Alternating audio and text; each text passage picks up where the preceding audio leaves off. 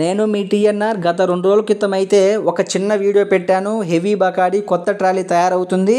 ఎక్కడికి అంటే జగన్ మావయ్య నివాసం ఉంది కదా తాడేపల్లి, అక్కడికి పంపించడానికి అయితే తయారు చేస్తున్నామని పెట్టాను. ఆ రోజు చూసిన వీడియోలో ఉన్న ట్రాలీ ఇప్పుడు ఇదే అనమాట.